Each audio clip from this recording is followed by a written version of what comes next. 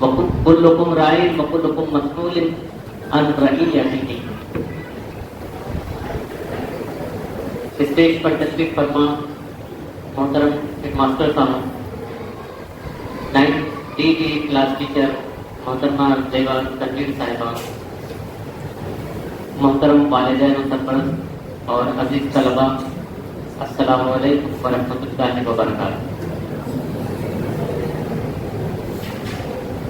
آج کی اس تقریب کے انعقاد کا واحد مقصد یہ ہے کہ ہم اپنے نونہالان قوم کے لیے وہ کیا لاہ عمل تیار کر سکتے ہیں جو ان کی زندگی کے لیے، آنے والے وقتوں کے لیے مفید ثابت ہو، اور ہمارا اقدام ان کی زندگی کو سنوارنے میں، مثبت پہلو اور ان کی زندگی کو بہتر بنانے میں، زندگی سے مراد دنیاوی اور اخروی دونوں زندگی ہیں، دونوں زندگیوں کو بہتر بنانے کے لیے کارآمد ثابت ہو۔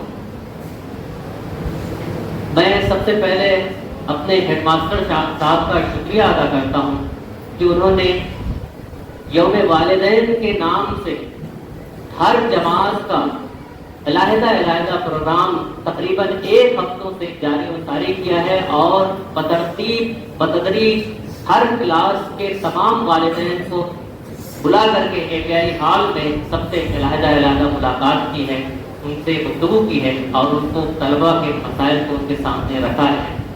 یہ 1 ہفتوں کا یہ دورانیہ صرف اس مقصد کے لیے ہے کہ ہمارے جو بچے ہیں ان کو، ان کی زندگی کو بہتر بنایا جائے، ان کی تعلیمی جو صورتحال ہے اس میں جو نقص ہے، جو کمیاں ہیں، کمزوریاں ہیں، اس پر قابو پایا جائے۔ محترم والدین، میں نے قرآن مجید کی 2 آیتیں اور 1 حدیث سے اپنی گفتگو کا آغاز کیا تھا۔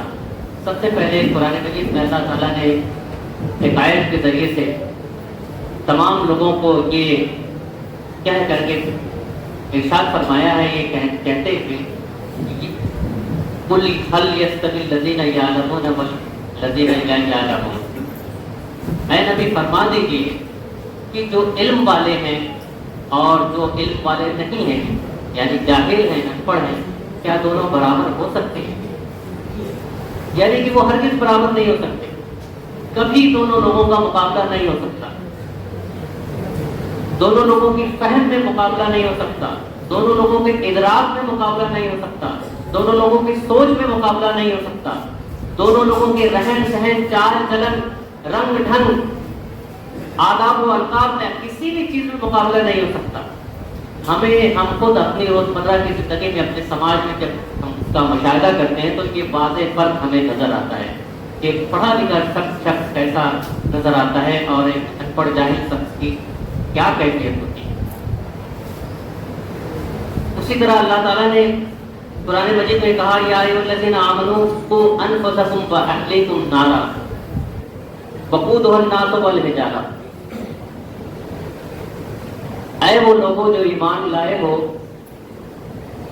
اپنے خود کو اور اپنے اہل و عیال کو جہنم کی آگ سے بچاؤ جس کا ایندھن انسان اور پتھر بننے والے ہیں۔ قرآن مجید کی اس آیت سے ذرا غور کیجیے کہ اللہ تعالیٰ کہہ رہا ہے کہ اپنے آپ کو اور اپنے اہل و عیال کو جہنم کی آگ سے بچائیے۔ اب سوال یہ پیدا ہوتا ہے کہ جہنم کی آگ سے ہم خود کو کیسے بچا سکتے ہیں؟ اس کا واحد طریقہ وہی ہے جو حضور اکرم صلی اللہ علیہ وسلم نے اپنی نبوت کے دوران ہمیں وہ سارے احکام و اصول بیان کیے ہیں، بتائے ہیں۔ اللہ تعالیٰ کا وہ سیدھا راستہ جسے اس نے صراط مستقیم کے نام سے پکارا ہے، اس پہ ہم چل کے اپنے آپ کو نجات کی طرف، راہ نجات کی طرف لا سکتے ہیں۔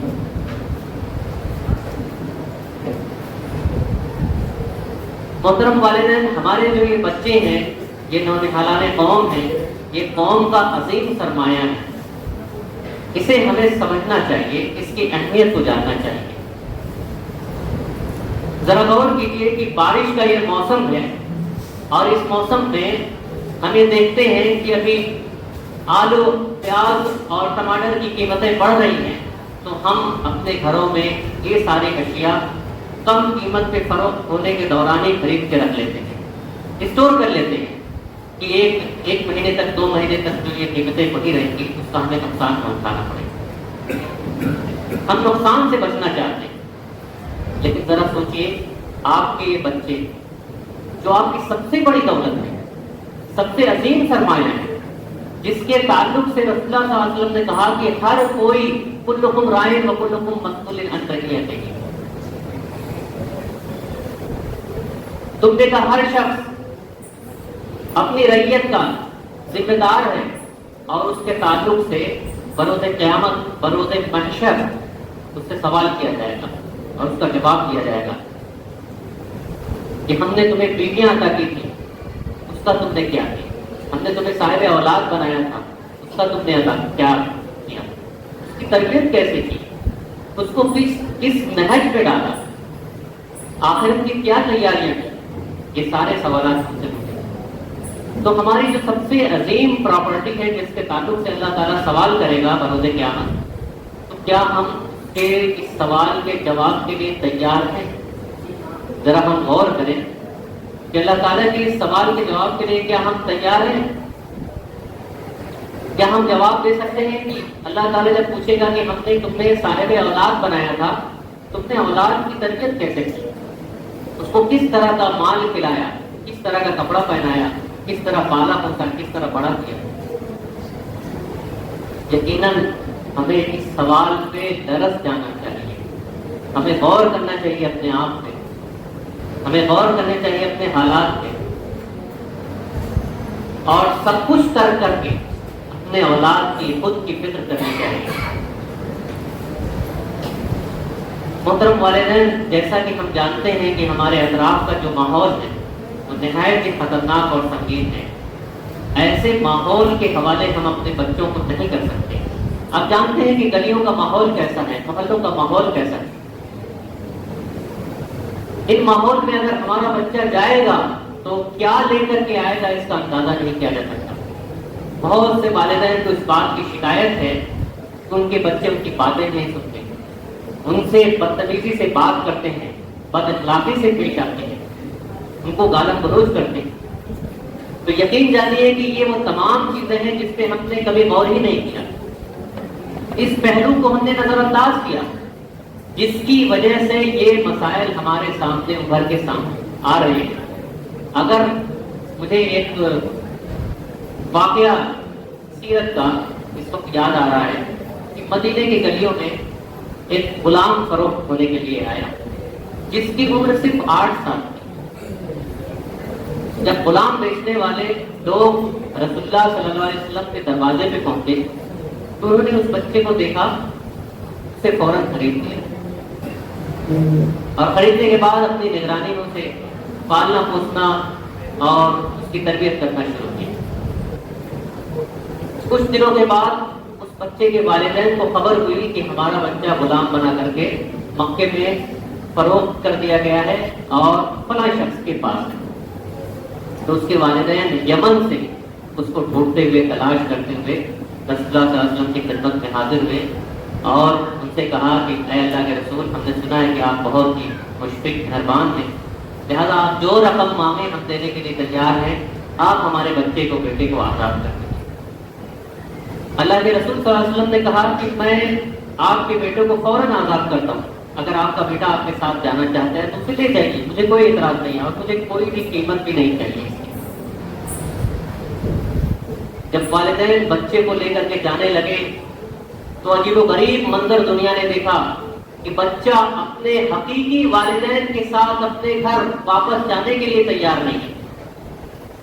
वो ये बात कह रहा है, इस बात का इसरार कर रहा है कि मुझे यहीं रहने दीजिए, मुझे यहीं रहने दीजिए और मुझे यहीं पे छोड़ दीजिए। अब जरा आप गौर कीजिए कि एक तरफ उसके वालिदैन हैं, एक तरफ वो अल्लाह के रसूल सल्लल्लाहु अलैहि वसल्लम की जात है। बच्चा अपने वालिदैन के साथ घर वापस जाने के लिए तैयार है।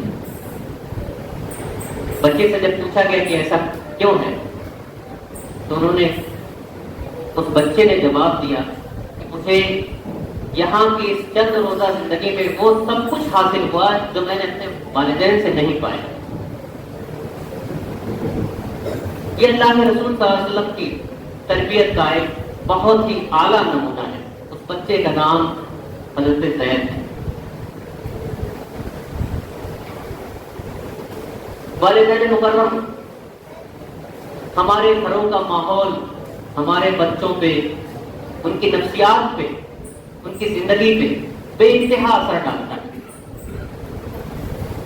ہمارے بچے جو ہمارے درمیان اطراف میں موجود ہیں، وہ آبزرو کرتے ہیں، دیکھتے ہیں، غور کرتے ہیں کہ ماں کا رویہ باپ کے ساتھ کیا ہے، باپ کا رویہ ماں کے ساتھ کیا ہے. آپ اگر اپنی بیویوں کو عزت دیتے ہیں اور بیویاں اپنے شوہروں کو عزت دیتی ہیں تو اس کا اثر آپ کے بچے پہ پڑتا ہے. وہ اپنے بڑوں کو عزت دے گا، اپنے بہن کو عزت دے گا، اور اس کی بہن بھی یہ سوچے گی کہ میری بھی کچھ حیثیت ہے، میں بھی اس سماج میں کچھ عزت کے قابل ہوں، اپنی ماں کو دیکھتے ہیں. اسی طرح آپ جب مسجد میں جاتے ہیں تو اپنے بچوں کو اپنے ساتھ لے کر کے جائیے، اپنے بغل میں کھڑے ہو کر کے نماز پڑھیے. مسجد میں جب تلاوت کرتے ہیں تو اپنے بچوں کو اپنے ساتھ رکھیے. تلاوت تیز سے پڑھی کیجیے تاکہ اس کے کانوں تک قرآن کے الفاظ پہنچے. اور اسی طرح مشفقانہ اور فدرانہ انداز میں بچوں سے گفتگو کیجیے. ہماری زبان اگر خراب ہوگی تو ہم اپنے بچوں سے قطعی یہ توقع ہی نہیں کر سکتے کہ ان کی زبان بھی اچھی ہوگی. بچوں کی باتوں کو غور سے سنیے، ان کے مسائل پہ توجہ دیجیے، ان کی آنکھوں میں آنکھیں ڈال کر ان کے سوالوں کے جواب دیجیے. اگر آپ بچوں کے سوالوں کو سنیں گے، اس پہ غور کریں گے، اس کو توجہ دیں گے، تو بچہ اپنے آپ کو حقیر نہیں سمجھے گا، احساس کمتری کا شکار نہیں ہوگا. وہ اپنے آپ کو ایک گھر کا اہم فرد سمجھے گا اور ذمہ دار بنے گا. ان کے ساتھ مل کر کے اگر کوئی کتاب پڑھ سکتے ہیں تو کوئی کتاب پڑھیے. اگر نظم ہے تو مائیں یا جو بھی لوگ ہیں گھر میں بڑی بہنیں وہ ترنم کے ساتھ بچوں کے ساتھ پڑھیں، ایک ساتھ گنگنائیں. اس سے بچے کو کتابوں سے لگاؤ پیدا ہوگا. ہو سکے تو بچوں کے ساتھ کھیلیے. برائے مہربانی اپنے بچوں کو وقت دینے کی کوشش کیجیے. میں مانتا ہوں کہ آپ کی زندگی بہت ہی مصروف ہے، آپ کو ذریعے معاش میں مصروف ترین بنا دیا ہے، آپ کو فرصت نہیں اپنے بچوں کے لیے. لیکن یہ بچے آپ کی اس کمائی سے بہت زیادہ مہنگے ہیں جو آپ روزانہ کما کے گھر لاتے ہیں. یا آخر جو کما کے لاتے ہیں وہ کس کے لیے لاتے ہیں؟ انہی بچوں کے لیے لاتے ہیں. ان کو براہ مہربانی وقت دینے کی کوشش کیجیے. بچوں کے جو بیگ ہیں، بستے ہیں، ان کو روزانہ چیک کیجیے. اس میں کیا کام دیا گیا ہے، کیا کلاس ورک دیا گیا ہے، کیا ہوم ورک دیا گیا ہے، کتنے سبق کی پڑھائی کی گئی ہے. روزانہ بچوں سے پوچھیے. جب آپ بچوں سے یہ سوالات کریں گے تو بچہ اپنے پڑھائی کے تئیں ذمہ دار بنے گا. اور سب سے اہم بات ہے کہ بچوں کی حاضری کو روکنے، غیر حاضری کو روکنے کی کوشش کیجیے. ان کو ہر صورت میں کلاس میں پہنچانے کی کوشش کیجیے. کئی بار یہ بات مشاہدے میں اور تجربے میں آئی ہے کہ بچہ جب غیر حاضر ہوتا ہے اور ہم یہاں سے پیرنٹس کو فون کرتے ہیں تو وہ کہتے ہیں کہ آج اس کے سر میں درد تھا، پیٹ میں درد تھا. یہ کوئی بھی عذر نہیں ہوا، کوئی بڑا عذر نہیں. یہ اکثر یہ الفاظ بہانے کے لیے بولے جاتے ہیں. اگر آپ اپنے بچوں کے سامنے جھوٹ بولیں گے تو اسے سچا کیسے بنائیں گے؟ اگر آپ اپنے بچوں کے سامنے جھوٹ بولتے ہیں تو یقین جانیں کہ آپ اس کو پہلا سبق جھوٹ کا پڑھا رہے ہیں. آپ بتا رہے ہیں کہ وہ بھی جھوٹا بنے، وہ بھی مکار بنے، فریبی بنے. ہمارا ہر طرز عمل ہمارے بچوں پہ پورے طریقے سے اثر انداز ہو رہا ہے. اور اسی طرح ہمارا جو روزمرہ کے معمولات ہیں، ہم جو اپنے لوگوں سے ملتے ہیں، جن سے ہم کاروبار کرتے ہیں، اپنے دوستوں احباب سے ملتے ہیں، اس میں ہم اپنی زبان کو، اپنے لب و لہجے کو، اپنی باتوں کو معیاری بنائیں. اس میں کسی بھی طرح کے ایسے الفاظ نہ استعمال کریں جو ہمارے گھر کے ماحول کے لیے خراب ثابت ہو سکتے ہیں. وہی ساری باتیں، وہی ساری چیزیں جو ہمارے زبان پہ رٹی رٹائی آ جاتی ہیں، پھر وہی چیزیں ہمارے بچوں تک پہنچتی ہیں اور وہ بچے پھر وہ لے کر کے وہ تمام چیزیں بڑے ہوتے ہیں. یہ نہایت ہی خطرناک باتیں ہیں۔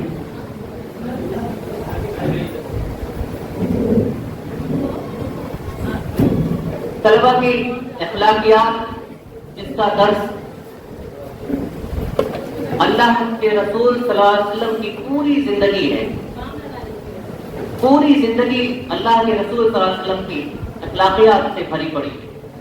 اللہ کے رسول صلی اللہ علیہ وسلم کی زبان کیسی تھی، ان کا چلن کیسا تھا، ان کا اٹھنا بیٹھا کیسا تھا، ان کے جب وہ دوستوں سے ملتے تھے وہ کیسے ملتے تھے، جب وہ دشمنوں سے ملاقات کرتے تھے تو کس طرح کا رویہ ہوتا تھا، اپنوں سے بیگانوں سے معاف کرنے کی کیا انہوں نے مثال پیش کی۔ فتح مکہ کا ذرا واقعہ آپ کے ذہن میں ضرور ہوگا کہ جب قریش مکہ ان کے سامنے تھے، جنہوں نے ان کو 10 سالہ زندگی مکہ کی ہجرت سے پہلے کی تکلیفوں کی پوری ایک مثال ہے، وہ سامنے تھے، بیڑیوں میں جکڑے ہوئے کچھ لوگ تھے اور بہت سارے لوگ بندی بنا کے آئے ہوئے تھے۔ اللہ کے رسول صلی اللہ علیہ وسلم پہ ایک حکم پہ سب کو سزائیں دے دی جاتی، لیکن اللہ کے رسول صلی اللہ علیہ وسلم نے کہا، عربی کے الفاظ ہیں الآن انتم الطلقاء، یعنی آج کے دن کسی پہ کوئی گرفت نہیں، سب کے سب آزاد ہیں۔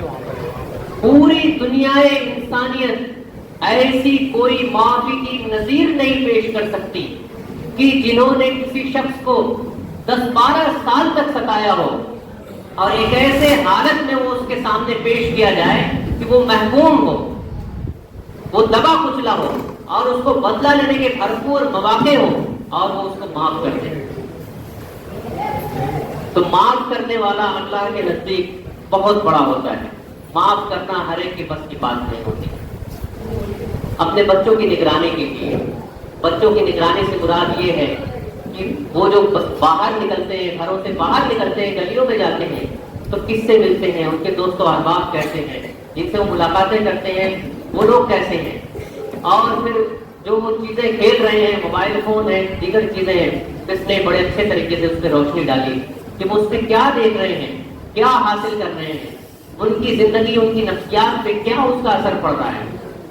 آپ برائے مہربانی ان کی سنگت کو درست کیجیے، ایسے بچوں کا ساتھی بنائیے جو اچھے ہوں، جو فرمانبردار ہوں، جو ہونہار ہوں، جو اپنے ماں باپ کی باتیں سنتے ہوں۔ اگر ایسے بچے معاشرے سے ختم ہو گئے ہیں تو یقین جانیے ایسے معاشرے کے ذمہ دار ہم ہیں۔ یہ معاشرہ کہیں سے الگ سے ہمارے درمیان نہیں آیا ہے، اس معاشرے کو بگاڑنے والے بھی ہم ہی ہیں۔ بچوں کی پڑھائی کے تعلق سے اقدامات کیجیے۔ ان کی جو کتابیں ہیں، بہت سارے بچوں کے پاس ابھی تک کتابیں نہیں ہیں، کاپیاں نہیں ہیں۔ کاپیاں بنانے کے لیے بار بار مختلف طریقے استعمال کیے جاتے ہیں لیکن کاپیاں نہیں بنا رہے ہیں۔ ان کی تحریریں بہت خراب ہیں۔ یہ جو پڑھائی کا جو یہ عمل ہے، تدریسی عمل ہے، اس میں بچوں کو جو کچھ بھی اپنے مافی ضمیر کو پیش کرنا ہے، اپنا جو کچھ بھی انہوں نے سیکھا ہے، یاد کیا ہے، پڑھا ہے، اسے تحریری شکل میں پیش کیا جاتا ہے۔ وہ جب لکھ کے ہمارے سامنے لاتے ہیں ایگزام میں یا کسی بھی ٹیسٹ میں تو ہم اس کو چیک کرتے ہیں اور اس پہ نمبرات دیتے ہیں۔ اگر لکھنے کی صلاحیت صحیح نہیں ہے تو بچہ جان لیجیے کہ ہر حال میں وہ پیچھے رہے گا۔ اور لکھنے کی صلاحیت تبھی اچھی ہو سکتی ہے جب لکھنے کی خوب پریکٹس کی جائے۔ بنا مشق کے، بنا کوشش کے کوئی بھی چیز حاصل نہیں ہوتی۔ یہی بچے جب چھوٹے تھے تو پہلے انہوں نے الٹنا پلٹنا شروع کیا، پھر اس کے بعد دونوں ہاتھوں اور دونوں پیروں سے چلنا شروع کیا، پھر دھیرے دھیرے وہ اٹھے، لڑکھڑانا شروع کیا، گرے، اٹھے، چلنا شروع کیا، اور یہ آج یہ موقع ہے کہ بہت تیزی سے چل رہے ہیں۔ تو جب ہمارے اندر کوئی کمزوری آ جاتی ہے تو یقیناً اس کو شروع میں اس کمزوری کو برداشت کرنا پڑتا ہے۔ وہیں پہ اس کمزوری کو دیکھتے ہوئے، اس کو بوجھ سمجھتے ہوئے اس کو ختم نہیں کیا جا سکتا۔ جہاں پہ ہم اپنی کمزوریوں کو بوجھ سمجھنے لگتے ہیں وہیں ہماری ہار ہوتی ہے، پھر وہ کمزوریاں ہم پہ حاوی ہوتی ہیں، ہم کمزوریوں پہ حاوی نہیں ہو پاتے، اور یہ کمزوریاں پھر ہمیں زندگی بھر ناکامی کا درس پڑھاتی رہتی ہیں، یہ ہمارے پیچھے پیچھے گھومتی ہیں۔ تو طلبا کی تحریری صلاحیتوں کو ابھارنے کے لیے، ان کو بہتر بنانے کے لیے سب سے پہلا قدم یہ ہے کہ طلبا روزانہ نقل لکھیں، والدین اس کی نگرانی کریں، اور ان کی نقل روزانہ ایک پیج کی ہو، اور ہو سکے گھر میں اگر کوئی اردو جانتا ہو یا انگلش جانتا ہو تو ان کو املا بولے، بچے سن کر کے لکھیں وہ الفاظ کو، اور سننے کے بعد جہاں سے جس پیراگراف سے جس سبق سے بولا گیا ہے وہاں پہ وہ دہرائیں، اس کو دیکھیں، جہاں پہ غلطیاں ہیں اس کو انڈر لائن کریں، جو لفظ غلط ہو گیا ہے اس کو دوبارہ دوسرے پیج پہ لکھیں اور اس کی مشق کریں۔ اس طرح سے املے کی غلطیاں درست ہو جائیں گی، اور یہ غلطیاں ایک بار درست ہو گئیں تو پھر یہ ہمیشہ کے لیے صحیح ہو جاتی ہیں اور لکھنے میں پھر کوئی دشواری نہیں آتی۔ اور اسی طرح سے برائے مہربانی اپنے طلباء کی صحت کا خیال رکھیں۔ بہت بڑی تعداد میں ہمارے بچے ایسے آتے ہیں جو بھوکے ہوتے ہیں، صبح میں پہلے پیریڈ کے بعد ان کے سر میں پیٹ میں درد ہونے لگتا ہے۔ یہ جان لیجیے کہ سقراط نے کہا تھا کہ ایک صحت مند جسم ہی ایک صحت مند دماغ بنتا ہے، یعنی جسم اگر صحت مند نہیں ہے تو دماغ صحت مند نہیں ہو سکتا، جسم اگر کمزور ہے تو دماغ بھی کمزور ہوگا، اس کی سوچنے سمجھنے کی صلاحیتیں کمزور ہوتی چلی جائیں گی، وہ دماغ ایکٹیو نہیں ہو پائے گا، منتشر رہے گا، کبھی اس میں کسی چیز کو کرنے کی خواہش پیدا نہیں ہوگی، بیماریاں اس میں حاوی رہیں گی۔ تو اپنے بچوں کو بیمار ہونے سے بچائیے۔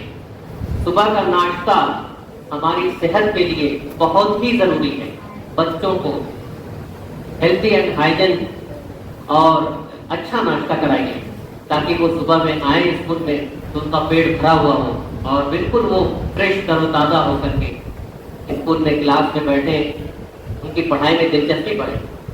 اس کے ساتھ ہی طلباء کی طرف، اپنے بچوں کی طرف صاف صفائی کا خاص خیال دلائیں، ان کی رغبت پیدا کریں۔ تمام بچوں سے گزارش ہے کہ وہ صبح میں نہا کر کے آئیں۔ آپ ذرا اس بات کی کوشش کریں، اس بات کو یقینی بنائیں کہ طلباء نہا کر کے آئیں۔ صبح میں جس دن وہ نہا کر کے آئیں گے، یقین جانیے کہ ان کو احساس ہوگا وہ دن ان کا پڑھائی کا دوسرے دنوں سے کتنا الگ تھا، ایک الگ سی فریشنس اور تازگی انہیں محسوس ہوگی۔ اس کے علاوہ ہمارے بچوں کے تعلق سے میں طلباء سے گزارش کروں گا کہ یہ تمام باتیں جو والدین کے تعلق سے کی گئی ہیں، اب ہمارے بچے بھی غور سے سنیں کہ صرف یہ جو باتیں ہیں یہ ایک طرفہ نہیں ہے، صرف والدین ہی کی نہیں ہے کہ وہ یہ کام کرتے رہیں اور ہمیں کچھ نہیں کرنا ہے، ایسا نہیں ہے۔ یہ معاملہ دونوں طرف سے ہونے چاہیے۔ آپ کے والدین آپ کو جو کہتے ہیں ان کو غور سے سنیے، ان کا ادب و احترام کیجیے، ان کی باتوں کا جواب مت دیجیے۔ وہ جو کہتے ہیں وہ آپ کی بھلائی کے لیے کہتے ہیں، نہ ہم آپ کے دشمن ہیں، نہ آپ کے والدین آپ کے دشمن ہیں۔ سب لوگ یہ جان لیجیے کہ آپ کے والدین نے 40 سال 50 سال کی عمر جو کھپائی ہے، گنوائی ہے، وہ 40-50 سال کا تجربہ آپ کو مفت میں مہیا کرا رہے ہیں، آپ کو فری میں مل رہا ہے۔ اتنی زندگی برباد کرنے کے بعد، اتنی زندگی گنوانے کے بعد جو چیزیں انہوں نے پرکھی ہیں، جانی ہیں، جو چیزیں ان سے چھوٹ گئی، رہ گئی، اور جو چیزیں ان کو آج ان کے دلوں میں قلق پیدا کر رہی ہیں، تکلیف دے رہی ہیں، اور وہ چاہتے ہیں کہ یہ چیزیں ہمارے بچوں کے اندر نہ آئیں، یقین جانے کہ بہت فائدے کا سودا ہے۔ تو قبول کیجیے، اپنے والدین کی باتوں کو سنیے اور اس پہ عمل کیجیے۔ ٹیچرز جو کہتے ہیں ان کی باتوں کو سنیے، ان کی ہدایات کو سنیے، یہ 100% آپ کے فائدے، آپ کے مفادات میں ہے۔ ہیڈ ماسٹر صاحب جو اعلان کرتے ہیں ان کے اعلان پہ غور کیجیے، اس اعلان میں تمام باتیں آپ کے حق میں ہوتی ہیں، یہ تمام باتیں ہیں۔ میں ایسا سمجھتا ہوں کہ والدین اور سرپرست تمام باتوں پہ غور کریں گے، ہمارے طلباء ان باتوں کو سنیں گے اور اپنے والدین کی باتیں سنیں گے، ان پہ غور کریں گے، اور آج سے وہ ایک مثال قائم کریں گے، یہ اپنی تمام پرانی روایات کو ترک کریں گے، اچھی روایات، اچھے اقدار کو اپنائیں گے، ہمیشہ سچ بولیں گے، صاف ستھرے رہیں گے، نمازی اور پرہیزگار بنیں گے، اور ایک اچھا انسان بن کر کے اس اسکول سے نکلیں گے اور سماج کو، معاشرے کو، ملک کو فائدہ پہنچائیں گے۔ میں بھی اپنی بات ختم کرتا ہوں۔ وآخر الدعوانا ان الحمد للہ رب العالمین۔